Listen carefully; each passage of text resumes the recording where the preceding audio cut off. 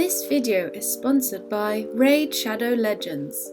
Holy smokes people, after 6ix9ine's Tattletales album flopped, I thought it was truly over. Where can he go from here, I thought to myself. He's used up every move available to him. And I'm sure that you'd agree that the last thing I thought we'd see 6ix9ine doing is rolling around with bloods and starting beefs with gangsters again. But let me tell you people, we must have gone back in a time machine because 6ix9ine has got things looking very 2018 indeed. Let me explain. It's not very long ago that 6ix9ine was on the debut episode of DJ Akademiks' new Fire podcast Off the Record. And 6ix9ine was there all up in the Fresh and Fit studio with his little pot belly out, but unlike the usual guests to the Fresh and Fit studio, 6ix9ine wasn't there to bitch about how much money he thinks his fictional husband should make before being tossed to Plan B for the Uber ride home. No, 6ix9ine was in the Fresh Fit studio, surprisingly, on gang business, meeting up with infamous LA Pyru Blood, manager of the game, and the only man to give stitches, Wack 100, who after calling out 6ix9ine in an amazing no-jumper interview with Adam 22, and so along with Akademiks, Wack 100 was able to get an incredible 3-hour interview with the Sultan of Snitching himself.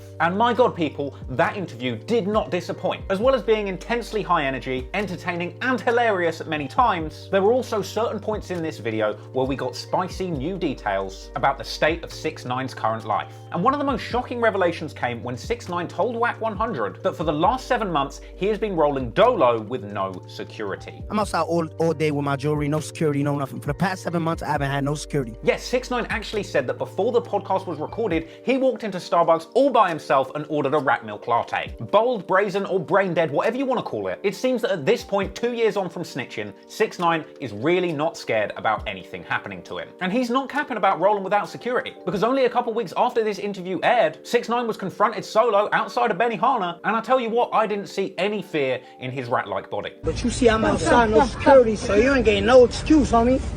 That's a fact. But that's what I'm saying, like, ain't no security. Look, you just come on, baby, you doing the most. So look, 6ix9ine is a braver man than me, but even braver than simply rolling around with no security were the words that 6ix9ine had for his former gangster friends who he helped lock up with his loose tongue. 6ix9ine has no remorse or shame about his snitching and that he owes his former gang nothing. And hell, Wack 100 even agreed, saying that 6ix9ine had beaten his former gang at their own game. You feel like he owes the families of the men that went to jail anything or even fuck no, your own shit. He beat them at their own game.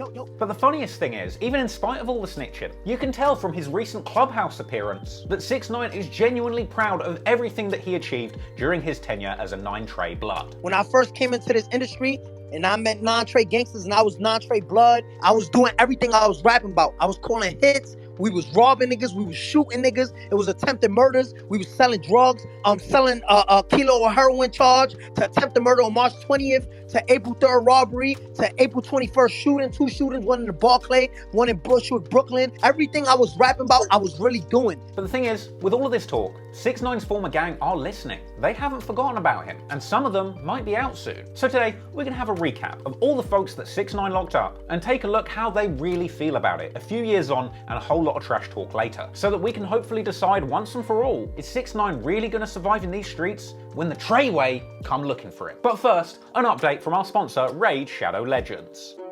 Let me fill you in on some awesome updates from Raid Shadow Legends, who are today's sponsor. Use my links below to download Raid yourself to mobile phone or PC. Let's get it. Ooh. One thing I like about Raid is all the diverse champions in the game. Their in-depth backstories keep you entertained. This month's new additions, Banner Lords, they're great. They're basically medieval knights with a massive kingdom in Teleria's west side. They're arrogant and warlike but think they're on the good side. But orc skin walkers, lizard men disagree and wanna slide. I also love how Raid constantly adds new stuff to the game. New champions and quests, keep it fresh when you play. Competitions and events, oh yes, I can't wait. And this month, there's new clan features and improvements. A new clan shop, man, this game is booming. So download Raid today, no excuses. Download Raid today, no excuses. So if you want to get a huge head start in Raid Shadow Legends, all you have to do is hit the link in description or scan the QR code on screen, and new players will get the epic hero Chonoru for free, who is amazing in the Doom Tower, by the way. 200k silver, 1 XP boost, 1 energy refill, and the 1 ancient shard to help summon an awesome champion as soon as you get in the game. You'll find your extra rewards here in your inbox for the next 30 days only. No excuses. Download Raid Shadow Legends today. My link's in description. Thanks Raid for sponsoring. Peace.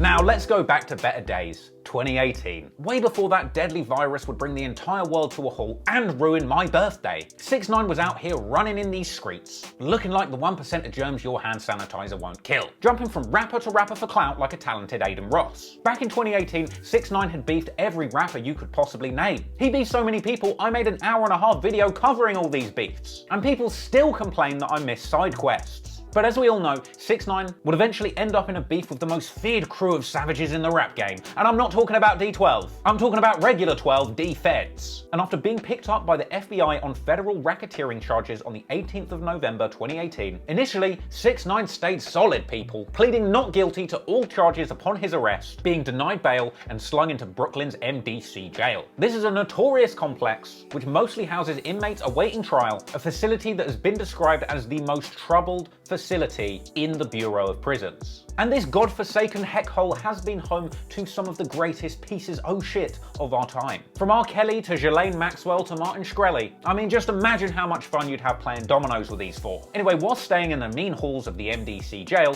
6ix9ine stayed solid for one night, at which point he was immediately confronted and pressed by the New York Crips whilst in jail. Not a lot of details exist about that particular confrontation, but I just imagine Fabio Foreign and Pop Smoke's boys woo-walking all over his tatted face. Anywho, after this Crip-related incident, 6ix9ine was quickly transferred to another facility. And a couple months later, on the 1st of February 2019, it was finally revealed to the world that 6ix9ine had changed his plea to guilty on all charges, with him fully admitting his involvement in the gang and turning state's witness on his former blood buddies. 6ix9ine would later reveal his reasoning for snitching on his former gang after his release from jail, saying he felt he owed nothing to his former gang because they had turned on him, kidnapped him, stole from him, and even, in his words, slept with his baby mama. But where was the loyalty when you were sleeping with my baby mother? Where was the loyalty when you was caught on the wiretap trying to kill me? Where was the loyalty when you tried to kidnap my mother? Where was the loyalty when you were stealing millions of dollars from me? As far as 6ix9ine was concerned, the code of the streets to never snitch didn't matter to him because his former gang affiliates had already broken the code of the streets by violating him. And 6ix9ine would later tell Clubhouse that if his crew had never violated him, he'd have just sat back and done his time.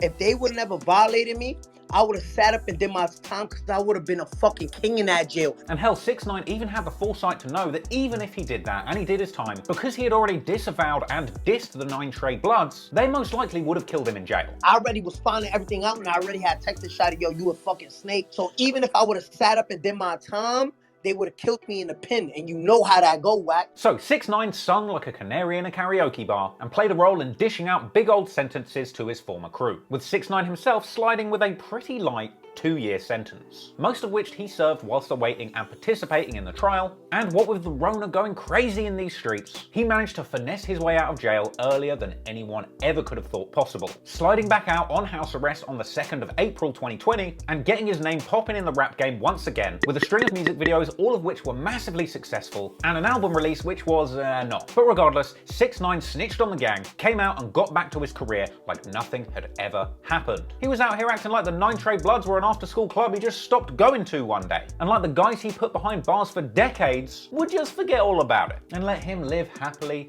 ever after. Well, young blood, that ain't what's happening, because every one of those people that 6ix9ine put away has friends and family who are steaming mad right now, and a lot of those guys are sat behind bars watching this rainbow scalped clown sing and dance like nothing ever happened. And despite what 6ix9ine might say, some of them are speaking out and clapping back. But even more scary is the fact that several of the most dangerous bloods have kept it quiet and seem to be just waiting in the shadows, looking forward to the day when they can finally get revenge on the rat that put them there. So it's time for the main segment of this video, a segment I would like to call Treyway Where Are They Now? Yes, I know the answer to that question is in jail, but what we're really doing is checking in on those guys that 6ix9ine put away around 2 years ago to see how they're getting on, when they're getting out, and just what kind of grudge that they hold with Mr. Takeshi Snitch 9.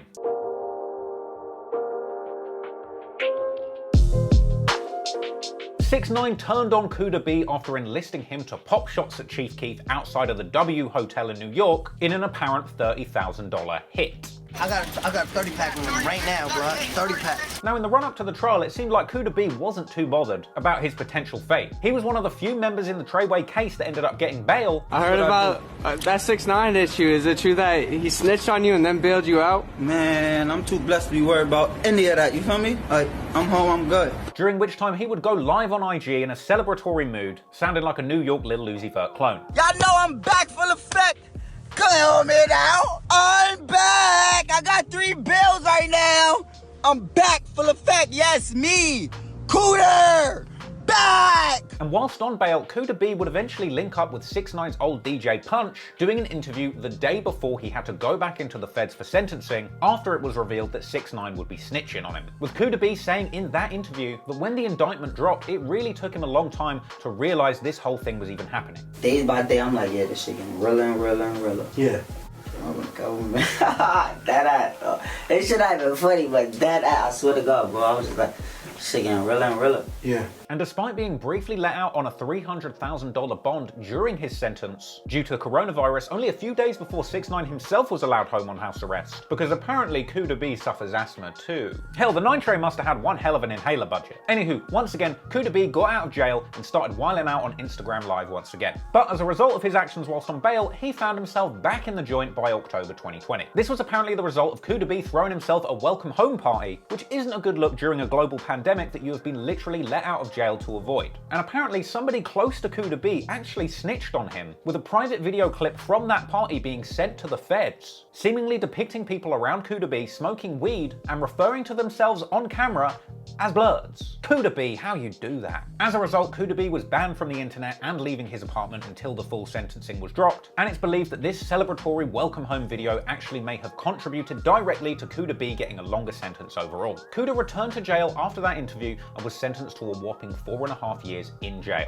Look, I'll be honest, it wouldn't surprise me if 6ix9ine himself was the guy that sent that clip of Kooda B hanging out with the Bloods into the judge. He's a snitch to the bone. Anyway, Kooda B was fully behind bars by October 2020. And while Kooda B was sitting in federal prison, stewing over all of the events and snitches that put him there, just to add insult to injury, the chief cheese gobbler himself, 6ix9ine, took to Clubhouse, referencing Kooda B's earlier testimony in the case, referencing statements in Kooda B's plea, where he suggested that he didn't shoot at Chief Keef personally, as well as pointing out that 6ix9ine was the one that had enlisted them to do the shooting, with 6ix9ine inferring that these statements mean Kooda B is a snitch in his own right. If you read the article, Kooda B told on himself. Kooda B pointed out the shooter. I paid Kooda B to shoot the fucking gun at Chief Keef, and Kooda B told the feds who really shot the gun, nigga. I mean, 6ix9ine is technically right. Kooda B did claim that he was not the shooter. But then again, it's also clear that Kooda B didn't point the finger specifically at anyone else as the shooter. And if you ask me, it's not unthinkable that he was trying to say this and word things this way to try and get off completely or with a lighter sentence. Your Honor, I didn't shoot. It was just someone else who I didn't know or see just shot at Chief Keef. Can I go home now? And even though Kooda B said that 6ix9ine had enlisted them to do this shooting, hell, 6ix9ine had already snitched on himself, so it shouldn't matter. That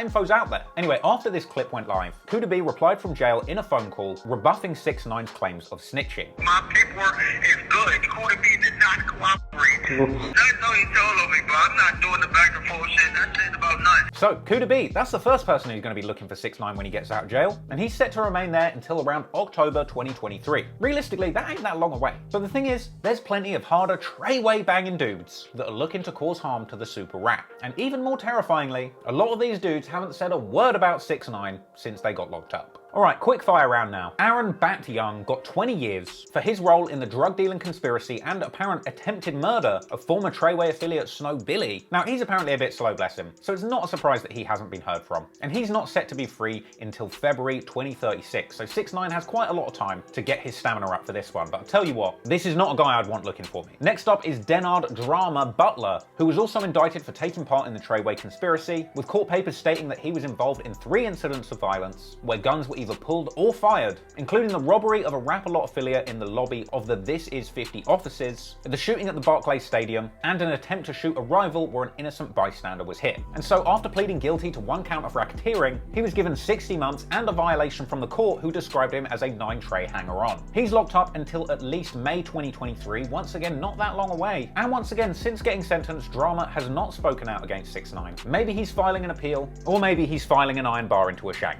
All I know is that when he's out, I do not want to be involved in that kind of drama. Next up is Jensel Ish Butler. He was sentenced to 60 months, mainly based on his involvement in the Rap-A-Lot robbery. He's scheduled to be released very soon indeed, in February 2023. Once again, he has not said anything about 6ix9ine. Hell, maybe he's forgiven and forgotten. Unlikely though. Anthony Harv Ellison, now we get to the kidnap squad. Harv himself was indicted for personally kidnapping, robbing, and assaulting 6ix9ine at gunpoint on July the 22nd, 2018. While 6ix9ine 6ix9ine fully snitched on his kidnappers, that would barely matter, because the entire kidnapping, including snivelling 6ix9ine, was recorded by another informant for the whole court to see. That's a snitch snitching on the snitch who was getting kidnapped. It's snitchception, people. The entire kidnapping being caught on video was obviously not a good look at Harv's trial. Therefore, it's no surprise that he got slapped with a hefty sentence. 288 months, aka 24 years in prison. The longest sentence in the entire conspiracy, with Harv set to be locked up until May 2039. Next we've got Aljermiah Nuke Mack, the Harv loyalist who played a role in the 6ix9ine kidnapping and took sides when the Treyway crew split into two over 6ix9ine's involvement in the gang. He kept his mouth shut during the trial and was handed a hefty 17-year sentence. He's also stayed solid since he was sentenced, and we haven't heard from him either. Not set to be released until November 2033, at least he has a lot of time to think up creative new ways that you can skin a rat. Next up is Fuguan Banga Lovick, who was on the hook for banging a pistol at New York's Barclays Center Stadium. This is a performance venue with a capacity of 17,000 people. You can't let off straps there, can you? This all went down when fellow rapper Casanova and 6ix9ine were both at the stadium, apparently set to walk out opposing boxers to the ring before a big fight, but unfortunately Cass and 6ix9ine had been beefing in the streets in the lead up to this event, and before the ring walk could even happen, 6ix9ine and Casanova's crew ran into each other backstage, where Banga got to acting like full banger, getting to banging, letting off a pistol in a crazy moment that was caught on a backstage CCTV camera. This particularly wild and dangerous incident left Banga banged up for 85 months after he pled guilty to discharging a firearm during and in relation to a crime of violence. Now, unlike some of the previous names that we've mentioned, Banga would actually speak out from jail in a BBN interview telling the world that he is doing good behind bars. But Fu also used this interview as an opportunity to diss the snitches, but ironically pointing the finger not at 6ix9ine, but at Shotti, suggesting that the former CEO of Treyway Entertainment had actually been the snitch in this case. Shotti showed them information regarding you back in 2004? Yeah, hell yeah.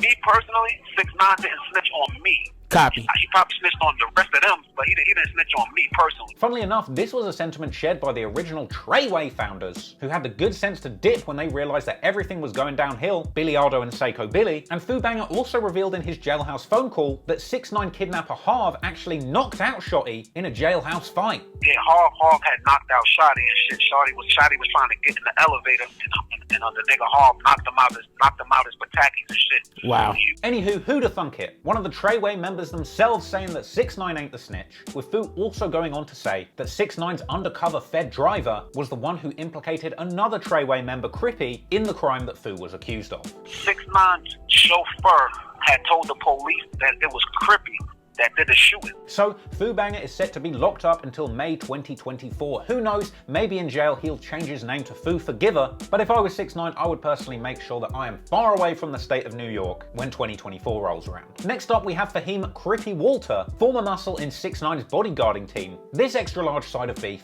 ended up getting deep into the Treyway machine at the worst possible time. As well as being unwittingly dragged from crime to crime as backup, Crippy frankly had some of the worst luck in the entire Treyway operation, because he ended up getting shot during an altercation between 6ix9ine's Treyway gangbangers and the legitimate private security team of ex-cops who were working for 6ix9ine's label boss Elliot Grange, with the two teams clashing at a private dinner that 6ix9ine's gang were not invited to. Now, 6ix9ine's baby mama Sarah Molina would later come out to tell DJ Vlad that she felt bad about 6ix9ine snitching on Crippy because he ended up getting shot 3 times over 6ix9ine's bullshit. But another detail that a lot of people seem to conveniently forget is that 6ix9ine didn't really need to snitch on Crippy, because after he got shot at the restaurant following that altercation with the private security team, during the chaos his phone was dropped on the floor, left at the scene and recovered by the NYPD, who cracked it, giving the feds a big break in the case and yet another route to uncovering all of the madness that the 9 Trey gangster bloods had been involved in. Combine this with strong evidence implicating Crippy in the Rap-A-Lot robbery and the Barclays shooting. At the end of the day, in the face of the evidence, Crippy had no choice but to plead guilty to 2 counts of racketeering, and he even got in trouble in the lead up to the sentencing for going live on Instagram whilst in jail. In the end, he was pretty lucky to escape with a 62-month sentence, despite being labelled by the court as Shotti's right-hand man. Now, Crippy eventually spoke out from jail, simply saying that he was surprised with just how much snitching 6ix9ine got up to. Testimony was like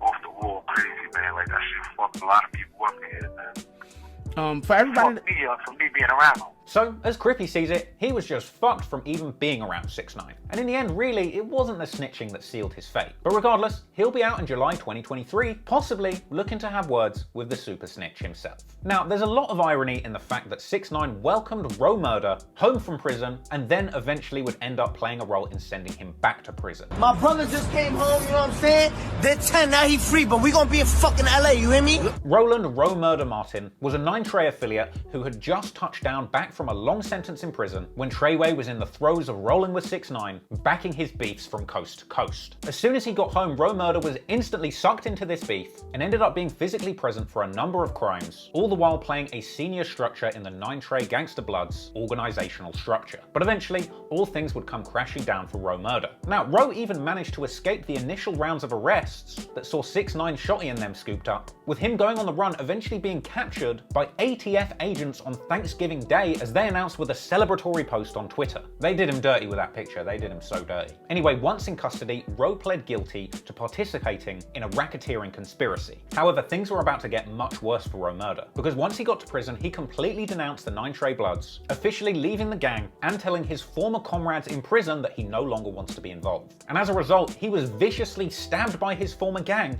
and nearly died. Now, to me, this is a really important detail, because not only is what happened to Murda really terrible, but also it just goes to show you that 6ix9ine would have definitely been murdered in jail by his former gang, because only days before he was arrested, he was on the Breakfast Club basically doing the same thing as Murda was doing in jail.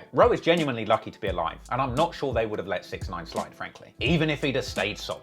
Stayed pretty solid, and look what happened to him. Now, when it came to the sentencing, even the judge apologized to Murda, saying that the prison system had failed him, going on to cut him some slack, literally giving him a lighter sentence of 66 months down from 90 months, essentially citing the stabbing as part of the punishment, saying that he has now been through both sides of the violence. Murda hasn't been heard from since the sentence, understandably, and he'll be out with a second chance by September 2023, and I hope for the love of God that this time, when he gets out of jail, he turns his life around, stays away from the street nonsense, and doesn't get sucked into some bullshit like this again. Next up, we got Shotti, Mr. Treyway himself. Probably one of the most famous and stupid people to have come into 6ix9ine's orbit. He was putting in streets for the 9Trey Bloods long before 6ix9ine had picked up a bottle of hair dye, or a few bottles. In fact, in the trial, we even heard a taped conversation where Shotti himself revealed that back in the day, he had made a name for himself in the gang by shooting 5 people in one day for the 9Trey godfather Murda. So Shotti is a real ass street dude, and when he discovered 6ix9ine, he discovered the bag. Shotti can actually be seen in the background of 6ix9ine's Gummo video, stood next to another dude with a blood bandana on, pointing a revolver to a phone recording him in selfie mode. This is an ironic freeze frame, which is essentially a perfect metaphor for the entire Shotti rise and fall within the Treyway gang. Thugging out with a bunch of drugs, bloods, and guns, all while recording yourselves, isn't really a recipe for success in these streets, is it? Anyway, during Shotti's tenure as 6ix9ine's manager, as well as CEO of Treyway Entertainment, the label, things would eventually all come crashing down after the kidnapping of 6ix9ine split the gang into 2 factions, and the resulting shootouts between these 2 warring sides would end up hitting innocent bystanders, leaving the block far too hot for anyone to be out on the streets, and the feds all up in Treyway's business like a rat running up a drainpipe. Eventually, 6ix9ine went onto the Breakfast Club for his second interview, claiming that he had discovered that Shotti and the Treyway team had been robbing him and finessing him out of show money, with 6ix9ine saying that at this point he decided to fire his whole team, dissing everyone that he'd previously been rolling with as dirty bloods. At this point, the dream was over. Shotti had big dreams of taking his label to the top like Death Row, with him being the big blood running it like Suge Knight. But his label ended up losing its biggest artists and falling apart like Death Row, and Shotti, the big old blood, would end up locked in jail just like Suge Knight. It was all over, and it wasn't looking good for Shotti whilst he was in jail either. But even in the face of adversity, he kept his spirits high by regularly posting prison house photos to his IG page, with passionate and motivational captions like, "Different surroundings, but it's still Treyway. Pray for my enemies, my family better than yours. Trey World Order, we the mob." And "It's still Treyway, we still back to back. It's still 9 shots. This is what it looks like when you're comfortable in your own skin. Be home sooner than you think. We don't bend, we don't fold." And "Lock my body, can't trap my mind. Easily explain why we adapt to crime. I'd rather die enormous than live dormant. That's how we on it. More life to me, Ski West Philly and Bo Mack, my PA hitters." And "Being yourself is the best feeling in the world. 100% uncut, raw, no additives, no subtractions, no cap, no bitter, real, yeah. Be home sooner than the world thinks. I mean, look at his little smile in that picture. You'd think they had a Disneyland in the feds. And even in jail, apparently Shotti was still on his mogul shit. At one point even doing a jailhouse interview with Cigar Talk, a sequel to the one that he did before he got locked up. To be fair, they should have renamed this edition like Thin Cigarette or K2 Talk, you know what I mean? Anyway, Shotti did this interview back in September 2019 before 6ix9ine actually testified, but well after he pled guilty. And in the interview before his sentencing, Shotti said that he was still in good spirits. I'm alright, I'm in good spirits, physically, mentally, you know what I mean? I'm strong, can't break, I don't bend, I don't fall. I mean, thank the Lord, thank my family, I'm in. Shotti actually responded to the cooperation rumors, saying that he was hurt over what happened and he never thought 6ix9ine would cooperate. I'm hurt. I'm like, you know, I didn't think he would. I didn't think he would, for not 1 second he wouldn't cooperate.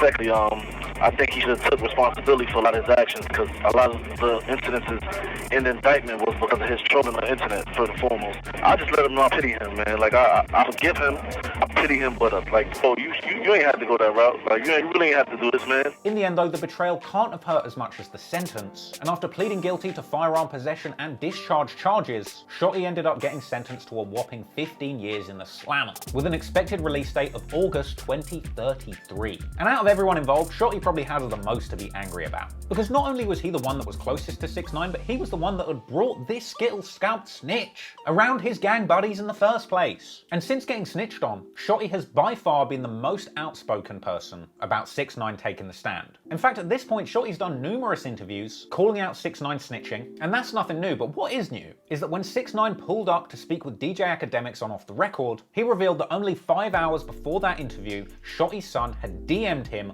from his dad's Instagram page. That's Shotti's Instagram. Shotti's Instagram DM'd me 5 hours ago. Wait, what?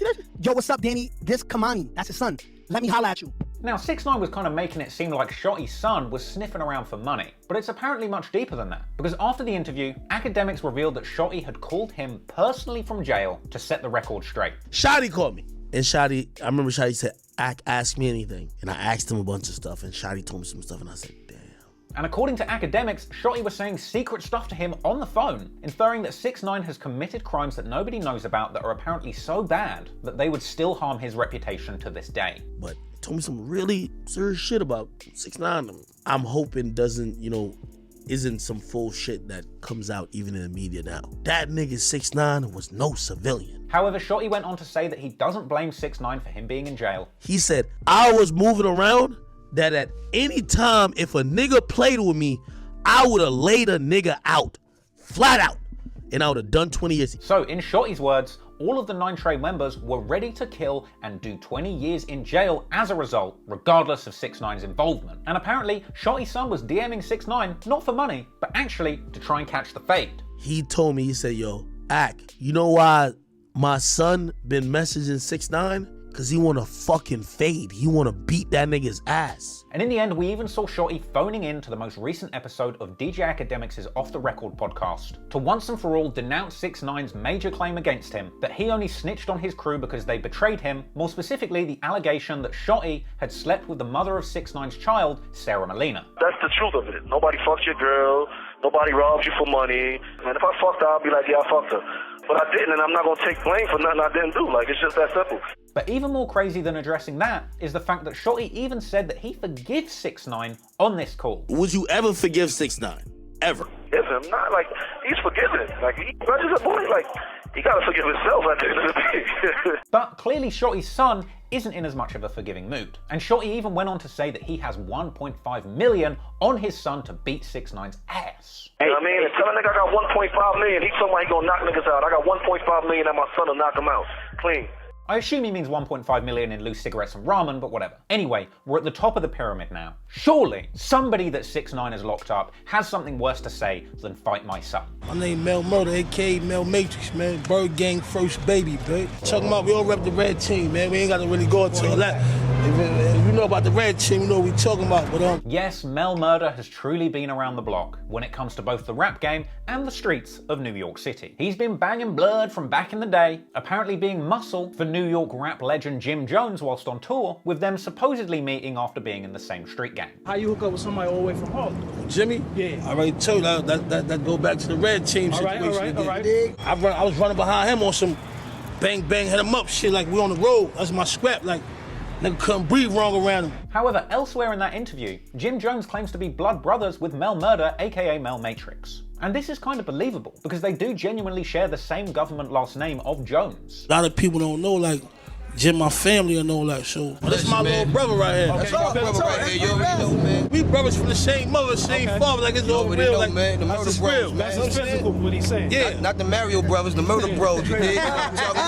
Now, it's ironic that Mel Murda and Jim Jones would openly talk about gang business on camera on the very same block that 6ix9ine would pull up and shoot his Gummo music video surrounded by a bunch of bloods around a decade later. Anyway, irony aside, Mel Murda eventually begun rapping under the more marketable name Mel Matrix, and after Jim Jones heard some tracks, he thought his brother had some potential and tried to put him on in the music industry. With them collabing together on early Jim Jones tracks in the Bird Gang days, with Mel also appearing extensively on the M.O.B. Members of Bird Gang mixtape, as well as a rare 2011 feature where both Mel Matrix and Jim Jones appeared on a track with the late Nipsey Hussle. Anywho, Mel Matrix was one of the highest ranking 9 Trey Bloods in the streets of New York City, and at a certain point it was clear that he wasn't going straight in the music industry, and as a result, Mel Murda remained mainly behind the scenes and in the streets. Again, you want to talk about self-snitching? Here's Mel Murda on camera in 2010, openly saying he still has 1 foot in the music, 1 foot in the streets. Industry nigga, you should have handled it like an industry nigga.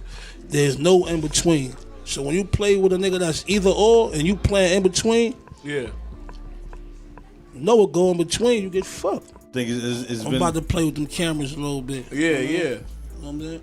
A lot of people want to know, but you know how it be. I got like 1 foot in the game and 1 foot out the game, so it's like a lot of situations it be kind of sticky for me to play with them cameras. So Right. Yeah. Shouldn't play on those phones either, Melly. Anyway, when 6ix9ine came around Shotti and the 9 Trey Gangsters, and blowing up with his track Gummo filmed on their block in late 2017, Mel decided he wanted in on the action too. And so with Shotti being one of Mel Murda's underlings in the 9 Trey Bloods, Mel began to wet his beak on the 6ix9ine situation. In fact, when Treyway was going well, Shotti himself said in another symphony of self-snitching on IG Live that him and Mel Murda were as thick as thieves. Now, Murda, that's my best friend. That's my baby boy. That's the other guy. Yeah, you can't say Shotti and don't say Matrix.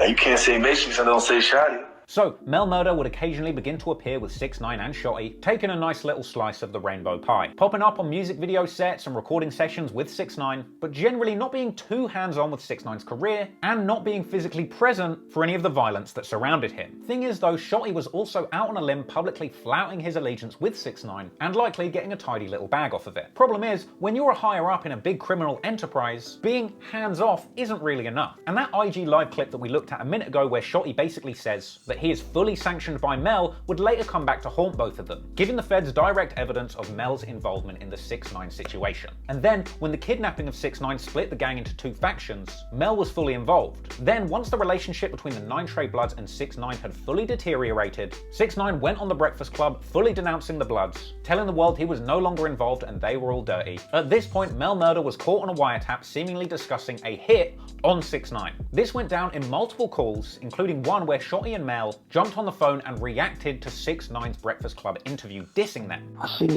that interview this morning. That man is crazy, man. That was homie nigga said fuck Treyway. He said fuck Treyway, bum ass niggas, dirty ass niggas. Hear what he got to say, and then I'm gonna start firing on everything. Like, make sure you call me for the activities that affect him.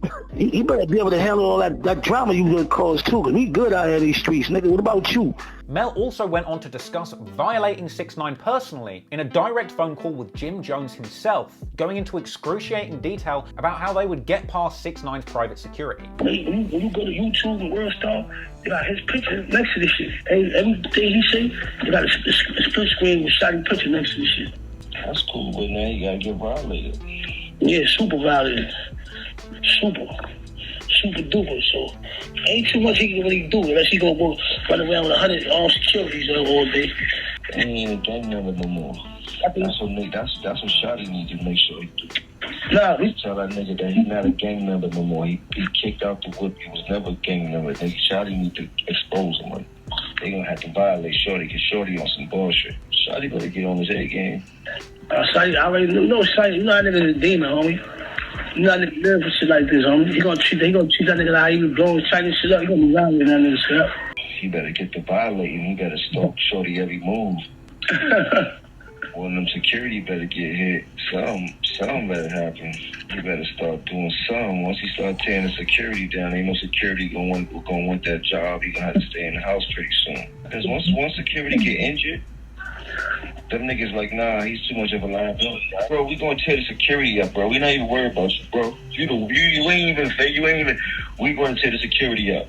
Jim Jones there on a wiretap, sounding like a bit of a shot caller telling Mel Murda to commit violence against 6ix9ine and his security. Sounds quite serious, but more on that later. Ironically, the dislike for 6ix9ine is what dragged Mel Murda into this case. But once again, it wasn't 6ix9ine snitching that got Mel Murda jammed up, but another informant on the case, CEO Chris. This was a dope plug turned state's witness who stitched Mel Murda up in a deal where Mel was tricked into selling a brick of heroin to an undercover cop and being subsequently arrested. As is the case with many people involved in this case, the 6ix9ine snitching might have been the icing on the cake, but that cake had already been baked with a laundry list of self-snitching ingredients, incriminating personal statements, and sloppy moves from the streets. As a result of his involvement in the entire conspiracy, Mel Murda ended up getting 11 years. He's set to be released in June 2028, and thus far, he's kept it pretty gangster in the pen, not speaking out against 6ix9ine at any point, which in many ways is more scary than him speaking. I mean, his last name is Murda. Who knows, come 2028 there could be a violation pending. So we've come this far, and it doesn't seem like anybody really outwardly has bad blood towards 6ix9ine. Is there still even a violation pending for this guy? Well, if there is, there's only one man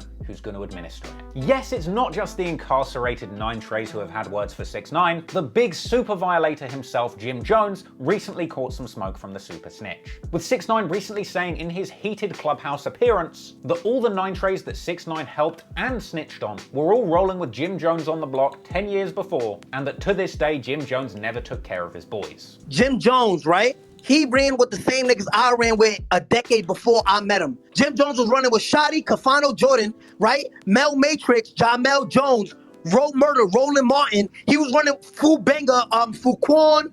I forgot his last name, Fuguan some shit. He was running with all of the cats I ran with and got indebted for. You know what Jim Jones did? That nigga did not take care of none of them niggas. Cause when I ran to them niggas, Shotti was sleeping on the rug. Mel Murda was on Gates and Marcus Garvey with his baby mother. 6ix9ine then went on to recount Jim Jones's supposed plans to kill him that were caught on wiretap, asking why he's not going to jail with the rest of the 9 Treys, basically snitching on Jim Jones live. Jim Jones was caught on wiretap on my case. He was telling the big homie Mel Matrix, Jamel Jones, to go and get rid of my security. How you do it, how you shoot at them, they don't got no license to carry weapons, don't nothing in New York. How is that nigga free right now? Meanwhile, Wack 100 pondered whether Jim Jones is some kind of snitch when he managed to completely dodge a gun charge and the entire 9 Trey Bloods conspiracy despite being caught on that wiretap. And you gave an order, and that order was carried out. You know what I'm saying? You got gun cases in Virginia, don't nobody know where they went. Every nigga from your neighborhood that was tied to this kid is incarcerated but you. Fuck how you look at it. You need to answer for that, homie. And whatever this gun case niggas don't know you had. Now, Wack 100 kind of has a point here. Jim Jones was indeed on that wiretapped phone call with Mel Murda saying that 6ix9ine needs to get super violated. Throughout that call, it does kind of seem like Jim Jones is senior to Mel Murda and basically giving direct orders to him and his underlings to violate 6ix9ine. Nah, you don't say nothing. You let Shotti handle that shit, bro. You don't say nothing. Nah, Shotti gotta handle that shit. He get on TMZ, he need to talk his talk and he talk his shit. And he need to be very, very, very articulate about what he's saying, why he made people think that nigga was a gang member. He needs to let niggas know that he was never a gang member. He was always a money ploy for the gang members. So with that in mind, a lot of people are naturally wondering, why was Jim Jones himself never indicted, when it seems from that phone call he was in some way involved in the supposed conspiracy? However, Jim Jones himself jumped on Clubhouse to defend himself and diss Wack 100, with Wack jumping on Clubhouse himself a week later to directly argue with Jimmy. You a soft nigga. Nobody in LA respect you like that. Stop spreading false narratives. You not no OG out there. I've been doing this for 20 years and I make a lot of money. I put a whole coast on. I let a whole coast eat a dick to all rap rappers, period. They want people to get up on here and tell their history. Oh, I'm the big niggas gang banger from this side. Now, for the record, I want to put this out there. There is absolutely no evidence that Jim Jones is any kind of snitch, nor is there any actual evidence that Jim Jones had any direct involvement in the 9 Trey Gangsta Bloods operation. He wasn't involved with 6ix9ine or his career, he wasn't involved in the dope dealing or the block shooting or any other shit that the 9 Trey was up to. He was just on one phone call. Now, Shotti actually said in his phone call with DJ Academics on Off the Record that Jim Jones has the freedom of speech to jump on the phone and say to anyone he likes that someone he doesn't like should get violated. And that doesn't mean he was in the gang, and that doesn't mean he should be in the indictment. And then if you add the fact there seems to be some sort of family relation between Mel and Jim, it is completely plausible that these two may have had that conversation on the phone without any implication that Jim Jones is involved in the gang or the conspiracy or the situation. This could just be two relatives jumping on the phone to vent about an annoying situation they're going through. Doesn't mean he's involved. And hell, playing devil's advocate for a second, even if Jim Jones was involved in the whole conspiracy and he's the triple-double godfather of the whole thing, it's not unthinkable that when Mel Murda got picked up and made a guilty plea, that he took the heat for everything and made sure to leave Jim out of it. That's just a theory. We don't know the truth. All we know is that Jim Jones is a free man. There really isn't any proof that he was involved in the 9 Trey like that. And if there's only one thing that we can take for a fact, it's that Jim Jones definitely hates 6ix9ine's guts. And more than likely, if he had it his way, he would super, duker, snooker, hookah, bazooka violate 6ix9ine. And hell, Jimmy, you're in luck because we just found out that 6ix9ine doesn't even roll with security anymore. If I was 6ix9ine, I would probably be looking over my shoulder at every single turn and quarantining at home for the next 20 years. Because when Jim Jones catches up with him, I'm not sure even Steve Will Do It will be able to help him out of this jam. Hope you enjoyed that video. If you did, go back to my last video about Lil Durk's father and his past in the streets as a big old drug dealer for the GDs. It's a really interesting story. I think it deserves a view, so if you fucks with me, if you fucks with the channel, give that video a click and go show some love. Appreciate the support, and until next time, Trap Law Gang, peace.